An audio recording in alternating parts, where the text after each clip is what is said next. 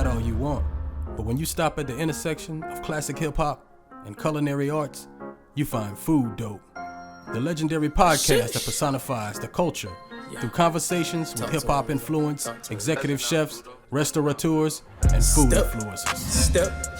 Throwing up flat like a ref, whipping up bricks like a chef.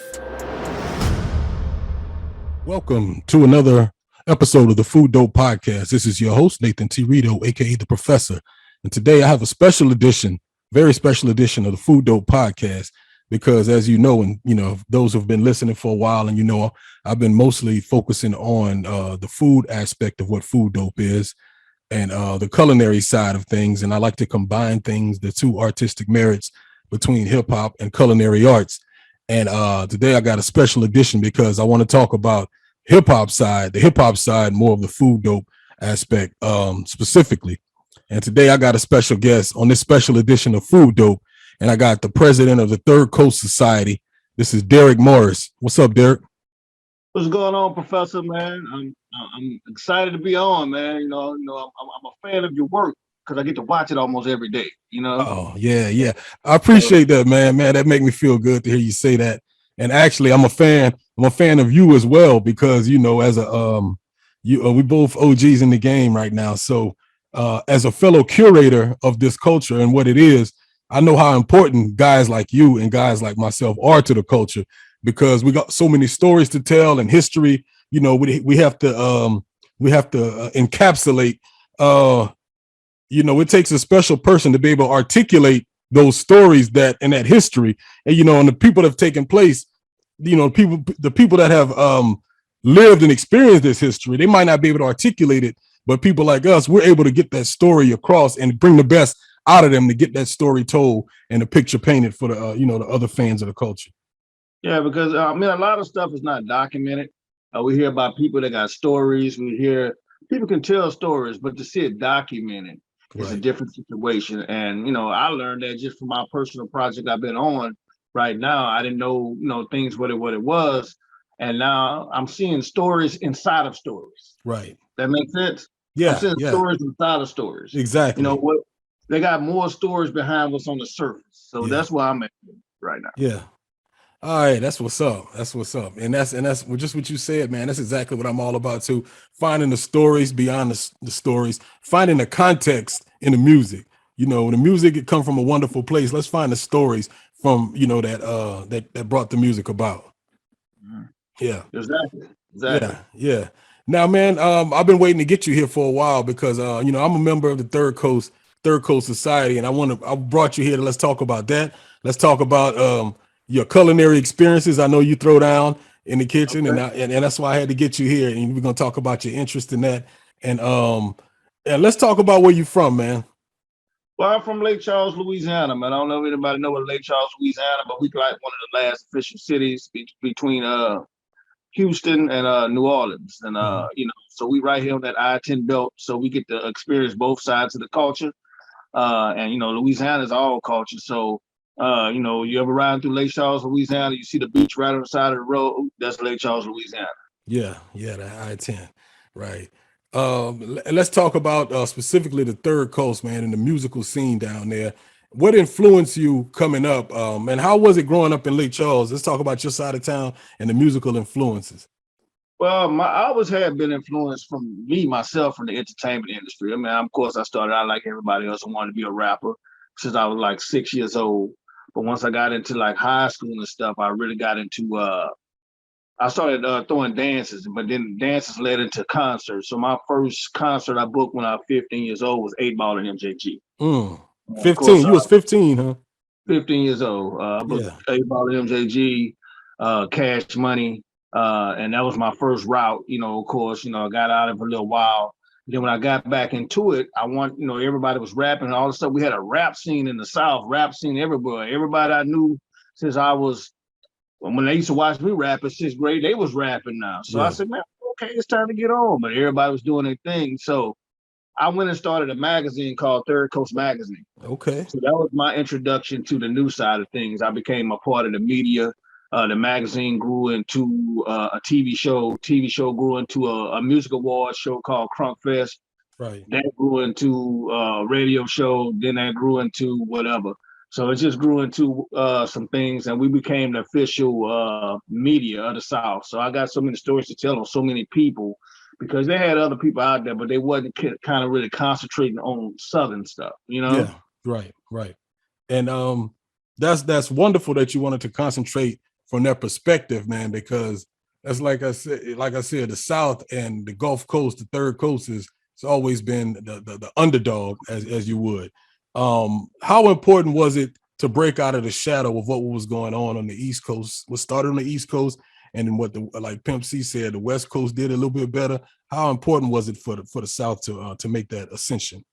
Well, it was important because, you hear people like Scarface said it, that, when they started rapping, they was pretty much doing what NWA was doing, what everybody was doing. But when the third coast part of it came along, then you started to hear our culture. You started to hear the New Orleans bounce side. That was the first you was hearing, was the New Orleans bounce. And you was hearing the New Orleans bounce, you was hearing that culture. But then later on, the school culture came. And, like I said, I just mentioned Scarface, but even though you're from Houston, we didn't see the culture till the Screwed Up Click came along. We started seeing about the cars and the candy paint and the rims and the coming down. That's culture, man. Mm-hmm. And that's what the Third Coast Society is about right now. We're all about preservation of culture. Right. And you don't realize till you move away or you go somewhere else that you're from a rich culture, I remember I moved just from Louisiana to Houston for a little while, and people thought all I did was listen to Lil Wayne and eat gumbo, you know? Yeah. So it's just things like that you don't realize how rich culture is. So we had our rich music, and to this day, like once the Third Coast got it, they didn't let it go. Right. And I think that was, you had a few people brushing on these subjects, but nobody wasn't really telling these guys stories like they needed to be told. And still to this day, man, I just seen an interview a while back, and I posted about it where Baby felt that he wasn't getting his just due because he's from the South. Right. And I'm like, man, Third Coast, what I do is over 25 years old. We still got the same problem. So I said, okay, it's time for us to go back to war and pick up the Excalibur and start swinging it again, Yeah. So. And it makes perfect sense. When he said that, it really hit me the same way, because it makes perfect sense that I'm like, when you really look at the totality, people say what they want about Baby and about the Baby and Slim and the label or whatever, but you got to look, man, it's like no other rap label in history stuck around for as long as they did and concentrated on just what they were doing and were able to transcend eras. And I believe it. If he were from a different region, they would get more props than what they've done. And I don't agree with everything Baby said, but just think about it, what he's saying. Who's left? Right. Nobody left. Right. Everybody else doing other things now. Mm-hmm. Everybody that started out, they doing other things now. Nobody's really even doing music now. Right. Yeah. So and he still's doing music and making a great living at it, man. And I ain't saying you ain't supposed to diversify, but at the same time, man, you just put it down and just, okay, it is what it is, Right. Yeah. It's the importance and the value in the music, to me, man, is where it's at. And that's why years later, that's why I can look at these guys as legendary figures, because they still doing it like in a major way. And just as important as doing it on that major level is just as important as how a lot of guys on the Third Coast started independently. Now, how crazy was that scene, man, in the 90s when Cass was making come ups? Man, when I first got introduced to it, they had, we first started hearing like the 8 Balls. We granted was hearing the Ghetto Boys, but then we started hearing, the Ghetto Boys to us was just a rap group that was out of Houston. But then we started hearing 8 Ball and MJG. Then we started hearing the big, when we heard UGK, we was like, I remember, like I said, man, you talked about this a while back. I remember passing on I-10 going to Houston from Louisiana. I used to see the sign say Port Arthur, and I thought I could look down there and see UGK because the sign said Port Arthur. And it started to get closer and closer to home. Yeah. And then when I started booking these guys when I was in high school, when I was able to book a guy out of New Orleans, and I was able to book Cash Money right out of New Orleans, and then the scene just started blowing up, man. And from so many different angles, man. And then bro, just watching your documentary that we run on Third Coast TV, you got people already telling me I didn't know it was that deep. And it got some deep stories and some deep situations, man, and some deep music. man, the South is more than just, the late cash monies of the Lil Waynes and the late stuff that you've seen late. They have so many stories that goes before those stories, man. Right. And you had the big time records. You had all these different. You had Big Time. You had Take Four. Take Four. You Yeah, had Mobo Joe. you had all these guys, man, and Houston had all these different labels and stuff, man, that nobody really talks about. That came before everything that you know. Right. And so before we started getting Trill Entertainment and stuff like that, we had other labels before that was trying to do it that kind of paved the way. They say, okay, the South got something to say. So the scene was great. Saying a lot of talented guys came and gone. Some of them went on to other side of life. But man, growing up in the 90s, man, hearing the South starting to come up, man, and to finally hear some people from around your way, and it was close to home, man, there wasn't no other feeling in the world like that, man. Because it made you feel like you can do anything. Right, exactly. Exactly. When No Limit jumped off, man, I was driving trucks. That's how I was able to distribute my magazine everywhere. And man, I used to pull up in some of these small towns. I see No Limit Barbershop, No Limit Beauty Shop, No Limit Detail Shop, No Limit this. I'm like, whoa. But he affected the world because it gave you that situation. I can do anything, Right. And that's funny you say that, because just recently, within the last couple months, I saw since they had the No Limit reunion tour going around the nation right now. They was in Detroit, and I actually saw a big ass mural of P in Detroit. And when you talk about influence, and that was something to see, because just like if you go to New Orleans, I don't know if they still have right there in the 7th Ward, the mural with Soulja Slim. Like when I came to Houston, I went to Houston last year, took pictures at the mural downtown. That really means something to have a big ass mural of P in Detroit. Yeah. And that tells you how powerful, how you affected people, man. Sometimes it's not just through the music, it's just inspiration. That's what the Southern region has always been. It's been great inspirations. This I-10 Connect is like no other, man. It's like no other. No disrespect to the 49s and all that different stuff, but I-10 from Houston to New Orleans, man, these guys was able to do a lot of networking, make a lot of money right here in this region. Yeah. It had to be something special, man. It had to be something special, and that's what I think. I moved away before it really started bubbling, but even before the Cash Monies, when I was in high school in New Orleans, I went to high school, and then when I got out, I'm sure you remember MC Thick. Like when I got out of high school, man, he was like a year ahead. He bought a case of Heineken for us. When I got out of my 11th grade year, we spent that afternoon and everything, bunch of dudes, and I had moved like that same summer, man. I started rapping 1990. Then I moved to Atlanta. I was gone for 5 years, so I started picking up more Atlanta's. I ain't gonna say culture, but in Atlanta, the people I hung around with, we listened to mostly East Coast hip hop. So, but before I left Louisiana, it was totally different.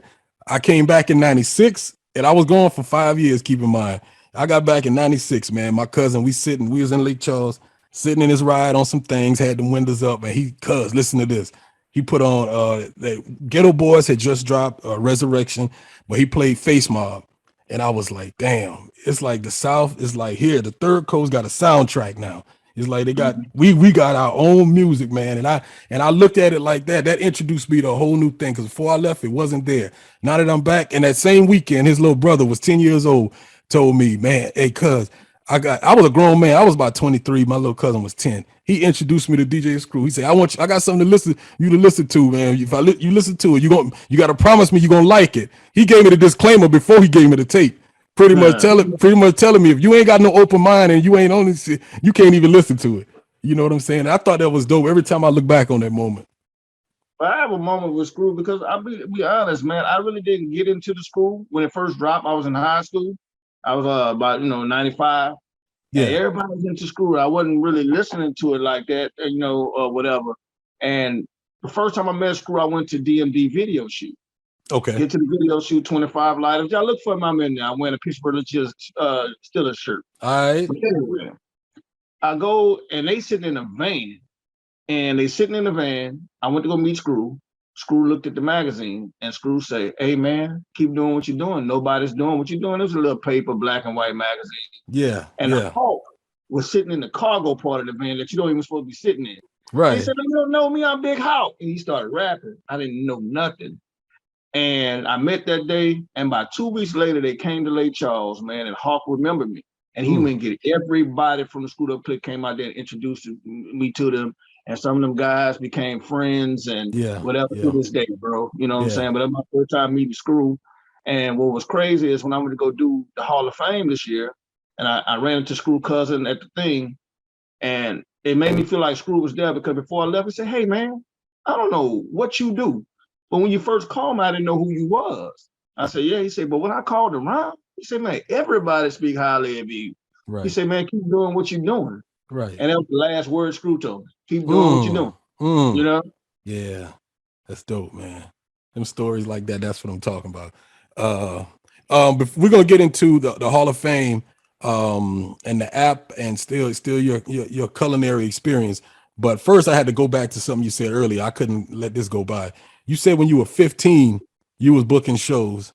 What gave you the insight and the foresight at that time to have that type of vision, man? Because that's some incredible stuff right there. Well, what happened was, everybody was throwing parties, and the 10th graders were trying to outdo the 11th grade, 12th graders, whoop the whoop. Yeah. So they were trying to do these parties. So me and my homeboy was working at McDonald's, man, and my homeboy Shavasca Green, and I said, "Hey, man, we're gonna throw a party." "Yeah, man, we're gonna show them how to throw a party." Yeah. So the first party we threw was a pajama jam. Okay. And bro, it was crazy because we wasn't charging that much again. It was like $3 getting $1 with pajamas, but all over town they were selling out of pajamas. Yeah. They were selling out of pajamas. So we made like $1,300, a lot of money off of $2-3. Yeah. So we turned around the next one, we did a Dickie Daisy Duke party, man. So I said, okay, boom, boom, boom, okay. So then I was like, okay, our next one, man, I'm gonna try something, man. So I said, man, I was at my homeboy house, I heard Mr. Big. I said, man, I'm gonna book 8-Ball MJG. Yeah. So I called. Just Tony Draper answered the phone. Yeah, nobody else answered the phone. Yeah. It was $1,200, man. $1,200. I never forget. Man. I went over there and paid Tony Draper with my McDonald's check. Oh man, come on. I walked in the room. T. Draper, he was in the room. 8-Ball them. So MJG set up in the bed. So Tony said, "Oh, you looking for some weed?" You know what I'm saying? I said, okay. So Tony didn't drink, Tony didn't smoke, he didn't do nothing, man. So that was cool. So later on that night, we get to the concert, we find out they drove all around Lake Charles, stopping all kind of people man from weed, man. They went on. They went everywhere looking for some weed, stopping white folks at the mall. So everybody, "Hey man, that's y'all little mall, where y'all big mall at?" That's the only mall we have, man. Yeah, Freon Lake. So we get to the shows at this place called the VFW, man. So we're at the VFW, bro, and they performing. And this before rappers kind of rap over their tracks, right? So they rapping and the plug come out the wall. Somebody pulled the plug out the wall. Yeah. So they plugged the plug back and it started going. So 8-Ball say, so the crowd started hollering, "Studio Gangsters." Oh, man. So 8-Ball said, "Hold on, man, I'm 8-Ball. I just cut off my thorough." He started to back up. He started rocking, bro, man. Yeah. The boy was called a gangster boogie, man. You had to get in with a bandana. The bandana stuff was hot, man, but they took it literally, man. They were boxing like crazy up in there, man. Oh, man. The next one I ended up doing was Pimp Dad. It wasn't Pimp, it was Pimp W with Cash Money. Yeah. With Baby. I didn't know him as Baby then. He was Brian. He was named Brian. And I booked him when I was about 15 years old, man. Okay. Same year, man. That was on the kind of 2 concerts I did around there. And then after that, I did many concerts after that, but as Third Coast, Right. I'm always in partnership with some of the artists because I've been on the promotional side of the game for about 25 years. Okay. Yeah. So so I've been here promoting albums, promoting this, promoting. Making people household names. They've been my thing for the last 25. But the first, I started out as a party promoter, and I could have stayed there. But I like the side that I'm on so much grander. Dedicated to the culture. That's what's up. Let's talk about the Hall of Fame, man. Long overdue. I know you've been working on it for a couple years.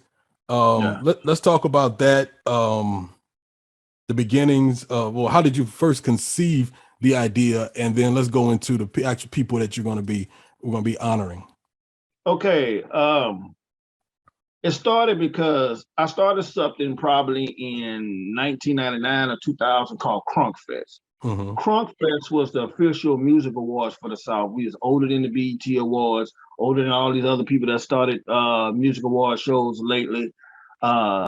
And we started Crunk Fest. You know, this is the first award show that your Zeros and your Lil Flips and your DJ Jubilees and, you know, you name it. If they was out of the South, man, you know, we gave them awards, bro. We was the first flower givers. And I never forget, you know, when other people started doing it, I remember Wicked Cricket, man, rest in peace, said, man, well, I'm going to run down to a whole nother state. And they got a dude in Louisiana been doing that for years. You know what I'm saying?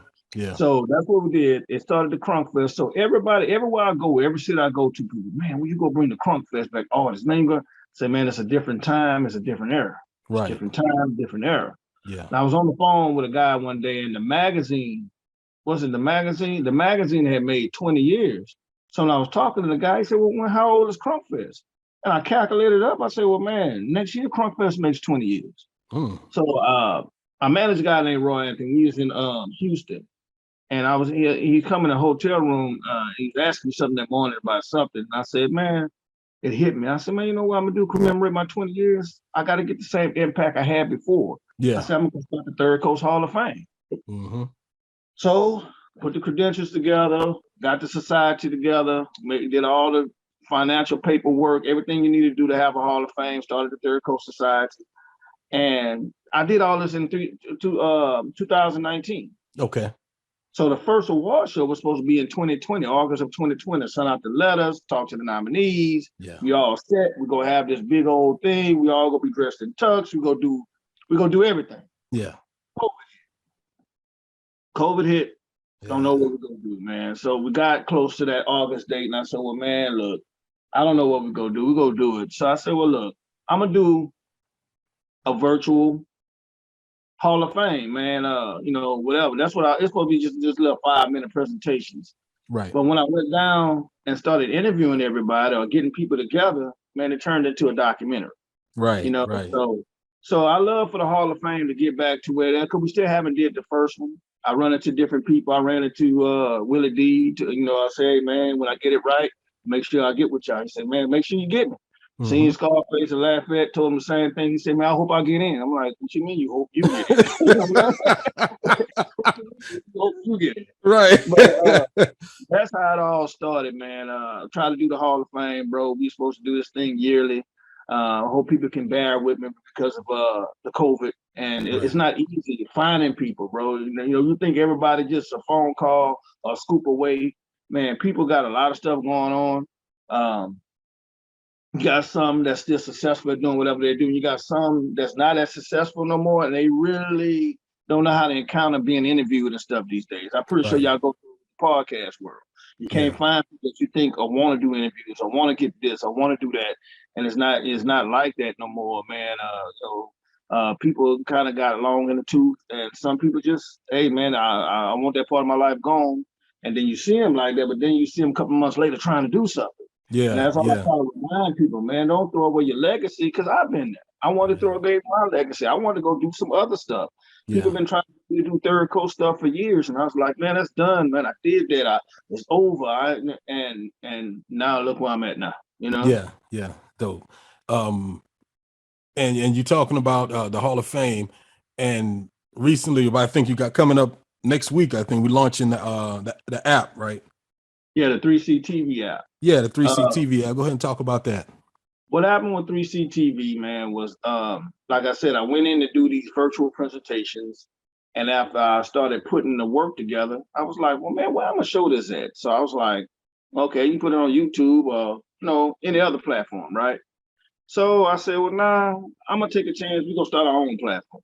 So 3C TV was built just to air the Hall of Fame. But when I started looking at it, it had so many elements to it. So we ended up saying, okay, people make videos all day long. They put them on YouTube. And I'm just like, okay, that's cool. But you'll go to some of these videos and they got 300-400 views, but they good artists, you know? So we said, okay, well, I started a channel on there named Lit, which I show all the hip hop videos, a lot of them underground, southern, whatever. I got a few little throwbacks on there, and then I got a channel called Rhythm and Soul, which I'm deep in the Southern Soul game now because I got artists I work with, I manage. Okay. I'm a 5-Star Pro, which is the digital promo service, Lisa Good, which she serves all the DJs, all the hottest new Southern Soul records. So I came on this because she don't talk all the radio lingo and label stuff. So we started a channel called Rhythm and Soul for them, and then we started a channel on there called Island Vibes, which shows all your Afrobeat and reggaeton stuff. Right. When I looked at it in a whole, Third Coast, 3C TV, Third Coast is a celebration of culture. And now we are expanded outside of the Southern culture because Rhythm and Soul, Southern Soul, that's a culture. That's a lifestyle. Everybody's on the record singing about chicken wings and this, that, and that. Yeah. Just like somebody on the school record talking about serve sipping or whatever they doing. Yeah. And then you got the Afrobeat people, they sing about revolution, or they sing about being happy, or they sing about what we sing about, but it's in their style. Right. So, and we want to expand outside of that, but we just go start with those 3 genres, man, and just kind of move there. We go premiere the Hall of Fame. The Hall of Fame go premiere every week. We got 7 Hall of Famers. Okay. 7. Let me tell y'all, we started out with 10, but we only was able to get 7. Get 7, huh? Yeah, because people got hang-ups about different things, man, but we was only able to get 7. Who we got? Yeah. And I'm glad to have those 7. And each week we're going to have a different episode. The first episode is March 6th at 7 p.m. Central, airing on Third Coast TV. The first person will be DJ Jubilee out the gate. Doing DJ out the gate, man. And it's beautiful because, like I was telling you, when we told these stories, you think Jubilee story gonna be about Jubilee, King of Bounce, New Orleans, but at the end of the story, you find out it's really about how the construction of the Jubilee all came together. Okay. Yeah. So we got other Hall of Famers, and I'm like, we got DJ Screw.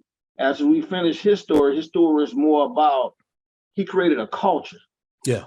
He created a culture. Mm-hmm. And then we got D-Rec from Rec Shop Records. Okay. At the end of his story, we figured it's about him and his brother Floyd. It's not about really Rec Shop Records. It's about the Dixon brother. Wow. You know what I mean? Yeah. And then we got Bobby Collier, Club Strawberries. Yeah. You find out this is one of the most legendary club owners ever. Not just in Louisiana, ever. And when I finished the documentary, I was upset I'd never been to Strawberries. That's how good it was. Yeah. Then we have N.O. Joe. Yeah. One of the greatest. When you finish this, he'll be known as one of the greatest unknown producers ever. Right. So each story got its own life. We got the Beats by the Pound. We have Lil Kiki. Lil Kiki story he Lil Kiki. That's it. Okay. That's what it is. You know what I'm saying? Right. Yeah. So we got it. We got Wild Wayne. We got Wild. So we got a good year. We got a good first class, I think. That's good. That's good. I'm looking forward to it, man. Everybody you just named, and so it's going to be featured like documentary style each week. You'll have each inductee. Each week you'll have something released documentary style on them. Oh, that's dope. That's dope. They're to watch it on 3C TV, and it'll come on at 7:00 Central. But then it'll be on the app the next day. Like if you got the app, 3C TV airs on Roku, Fire TV. It airs on. You can get the app on Google Play. You can get it on the Apple Store, and you can also get it on the Amazon Store. So you can get it on all those 5 medias. So if you missed it, you can always watch it on the app. So each week it'd be just like any other app. We'll have another episode on the app the next day. Right. Right. So, but if you just want to watch it live, that's what Third Coast TV is. Somebody inboxed me they didn't want to know how it worked because she said, "Man, I turned it on and the people was talking already." Then she said, "Well, I went to the next channel and Big Pokey video was on. I love Big Pokey video, and it went off." I said, "It's regular TV." Yeah. That's what Third Coast TV. We went back to. Okay, you got to watch what's on. You can't skip through it. You got to check out everybody. Right. I mean, right? go to Netflix or whatever, but it's not designed for you to kind of click through, and it's clicked on. It's designed for you to watch TV like TV used to be. Yeah, it's there for you 24/7. Just if you miss it, you miss it. Yeah, you can catch it the next day. Or, it come on at 7 o'clock. I haven't released the schedule on things yet, but and but on the app you can do a little more. Like we got a one called Cinema, which airs different documentaries. We got of course your documentary on there. We have a guy from where I'm from named Mello. We got a movie on there called First 24, which I think will become a cult classic from now on. Okay. I started watching that. I started watching that yesterday, man. Yeah. I called people and I called them. I say, man, when people get the app, the first thing they say, man, I watched Mello movie. Out, but now you just watched it. Right. We got some guys that did a Baton Rouge documentary on there. That's a great documentary, man, about Baton Rouge, the up and coming back of Baton Rouge rappers. So we hope we'll get some more stuff on there. Of course, we run D-Reckoning podcast, the Hustleholics. That's Rec Shop Records, and they just sit down with different people in Houston and stuff that have been running Houston forever on different sides of the game. Yeah. They got some great business knowledge on there. Okay.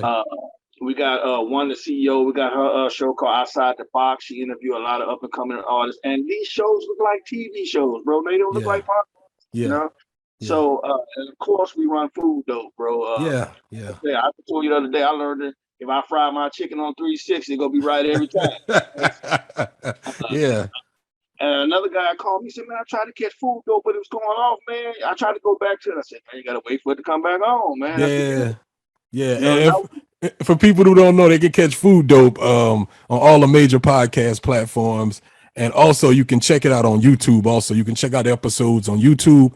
The name of my YouTube channel is Urban Science Media. Urban Science is one word. That's Urban Science Media, and you can catch all them episodes of Food Dope. And see, that's why we run it like we run it. Because if you want to watch it again, you can go to your website or any of these other people, wherever you host these media, and watch any episodes you want. So we pretty much it's a promo for all this culture. Right. Same thing with the video people. If you caught a video and you like it, man, they got it on YouTube. You can go watch the video whenever you want. Yeah. So we pretty much is Third Coast TV is a big promo word for real. That's all it is. Right. For culture. Dope. That's all it is. That's dope. Man, you've been publishing some nice culinary plates lately. Not lately, but I always check you out and see what you're doing, man. How'd your interest come about in that? Because I noticed you just don't stick to one side. You cover, like a few weeks ago, I saw you made some coco vin a few weeks ago, man. How'd your palate get so expanded and wanting to try things like that? Well, I mean, that's a part of me, man. Like right before, I get my dips in business and stuff where, I be feeling like, man, why are you doing all this? Man, you go do something else at your time, right? Yeah. And one of my good friends, man, he told me one day, he said, man, you're just as creative as you used to be. You do it in your cooking now. I said, huh? He said, you do it in your cooking. So first, I'm like anybody. I started cooking. When I went to my first divorce, I had to eat, so I had to eat. So I started cooking basic things, learn how to cook basic things. But then when I started finding it as an enjoyment of spending time with myself and spending time with myself and seeing if I can do it, like, like basic stuff, rice and gravy, this and that you eat every day, I can cook that with my eyes closed. Yeah. I can go sit on the sofa and watch TV and know exactly when to go back and stir the pot, Yeah. So I wanted to expand outside of that. So a lot of my dishes be a possibility. Like, I wonder what this would taste like if this was with this, or can you put this in this? And then I got to a point where I started, okay, if I Google it first to see if somebody done it. And then if they didn't, I tried. If they did, I see something and I go get that recipe and it'd be like, where you come from, and that's how I do. Like the coco vin came from watching Three's Company. Okay. Yeah. I watched it and Jack Triple. It was I got Jack took some coco vin. I wanted to go see what it was. And then he cooked the clams and linguine. Okay. And I didn't do mine like his, but it gave me the idea. And then same thing, man. With that ceviche, I was watching a TV movie, and the dude was gonna make ceviche. I didn't know what it was. Looked it up, and so that's why I did a spiral omelet the other day. Uh-huh. I just in my mind I want to know if they ever had a spiral omelet. Dope. Find the recipe for it. So that's what it be. It just be in my mind. Can I do what this tastes like this? Can you stuff this? And that's all it be, man. Me just doing what I do, bro. And that's what I live for, man. I live for possibilities. You know, I live for possibilities. It's in my food.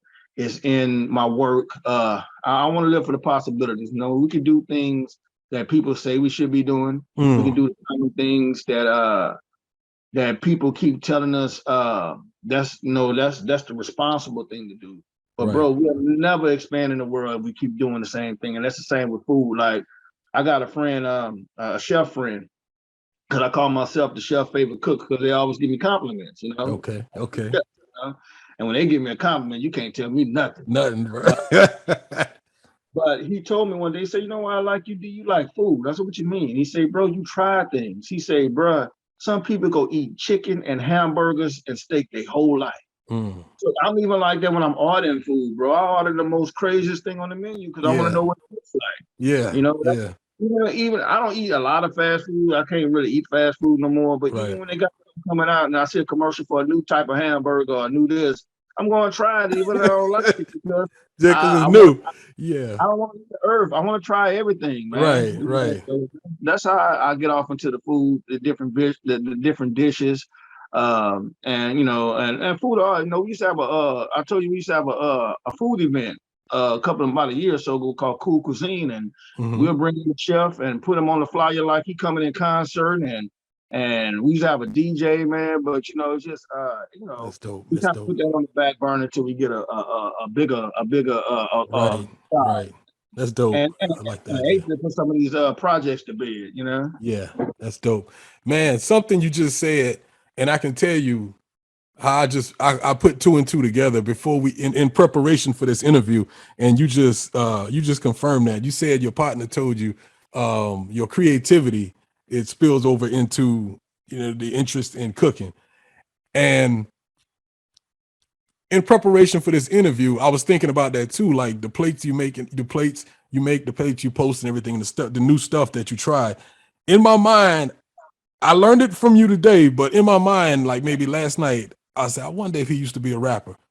Because the same thing with me, I was 1990, I started rapping at the age of 17 until probably 97. My daughter was real young, and that's when I just stopped. When my daughter was young, she was sick. I had her in the studio with me one day, and I happened to look over at her while she was sick, laying on a sofa in the studio. And I was like, I got to make a choice, you know. But once I quit that, man, it led me from rap. It seemed like such humble beginnings, just being a rapper. People try to label just being a rapper, but it led me down a path of creativity and I'm still exploring today. I'm always trying to be innovative, thinking of new things. You know, I did Players from the South, the first podcast, hip hop fiction podcast series. I mean, stuff like that. I always try, even with Food Dope. I mean, I think it would be the first of its kind to combine culinary arts and classic hip hop. You know, I got the documentary working on, the audio documentary about the origin story of UGK. I just try to stay ahead, man. And when you said that, I'm like, man, last night I said, I wonder if he used to be a rapper, because I see how you mixed it, man. And if that's the case, man, then the way we connected was like, yeah. I mean, I'm not like anybody. Cause when I wanted to rap, people didn't want to rap. You know, I was 6 years old. We talking about 86 and 87. You know, 83. Okay. You know, because at first I was like everybody else. I was writing little love songs, want to do the little group. But when I couldn't sing. But when I heard rap, I said, "Whoa, I can do this." And when I first started rapping, I used to couldn't say the whole rap. I could say one line at a time. I don't know why. Yeah. You know, so you know, that stuck with me through junior high, man. But later in high school, getting off into other stuff, man. You know, laid it down, man. Like I said, I got into other things, man. But I mean, I'll be honest with you, man. I tell people all the time, bro. Before I go, I'm gonna go make me an album. Man, come on. It's not to put it out. You know how people get a painting of themselves and they put it on the wall? Mm-hmm. That gonna be my painting to myself, man, because I want to do it. Now, I don't have to record with some of the big. I want to record with some of my friends that have made it and guys I respect, man. And it's not nothing.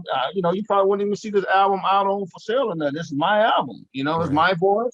I felt that whatever age it was when I did it, And so that's something I love to do, man. I might start a trend. Everybody be making albums, man, before they leave. You know what I'm saying? Exactly. It's your artistic expression, man. Nobody can tell you whether it's right or whether it's wrong. Because truthfully, over the years, I still write a few rhymes here and there. I got a few raps here and there, man. And I ran with a few groups here in Atlanta. When I started rapping, like I said, 1990, man, as at a time where you didn't have like a rap on every corner. You wouldn't like that. So it was few and far between.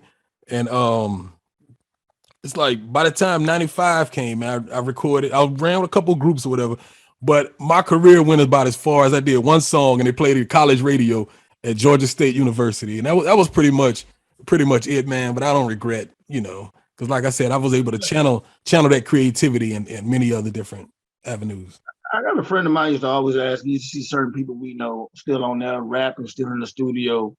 And I had this conversation with several people, bro, and they was just like, man, why you want to do that? I said, man, that's what that man want to do with his life, man. That man has been successful at doing other things. That's what he want to do.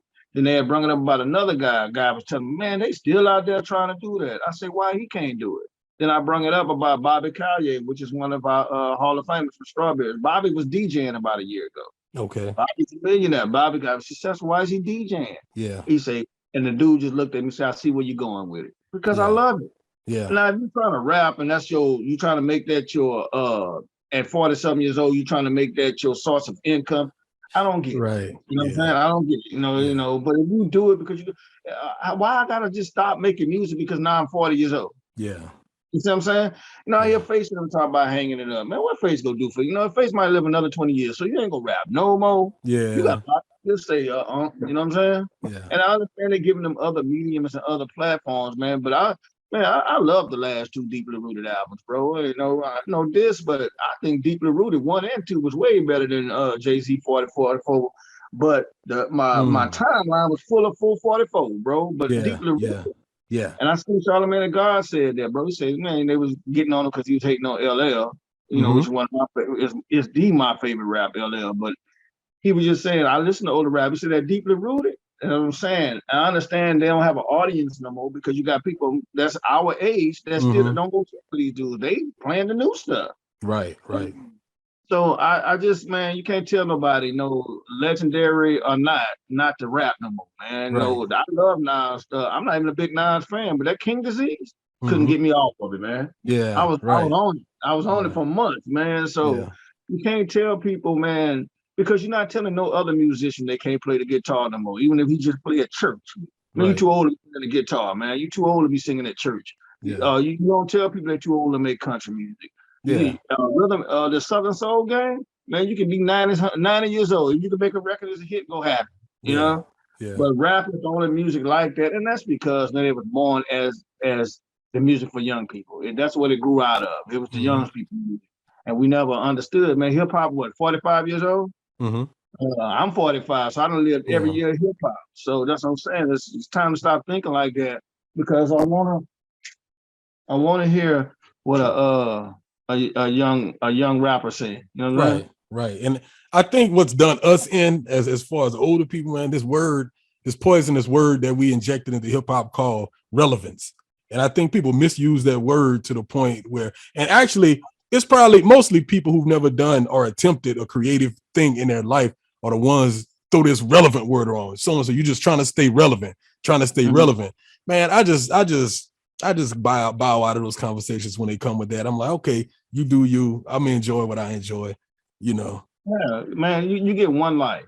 So you go do one life trying to please people, or you go use your life trying to please yourself and God. You know what I'm saying? Yeah. And that's the only thing that's here for, man. You got to please your significant other. But, bro, if you're not happy doing, man, if you drive trucks, right, but you in your truck rapping to yourself, man, go make you some music, man, and get that out of you, bro. And stop coming home fussing with everybody and cussing everybody in the house because you want to rap. You know what I'm saying? Right. Man, go make you some music, man. And it don't have to be nothing. You can put it out if you want to, but man, you don't have to be, dang, man, I put my record out, but they listen to the baby. Well, that's not your problem. You put your music out because it's an outlet for you, man. Because I went through it, man. Right before I got married, I tried to retire from all of this.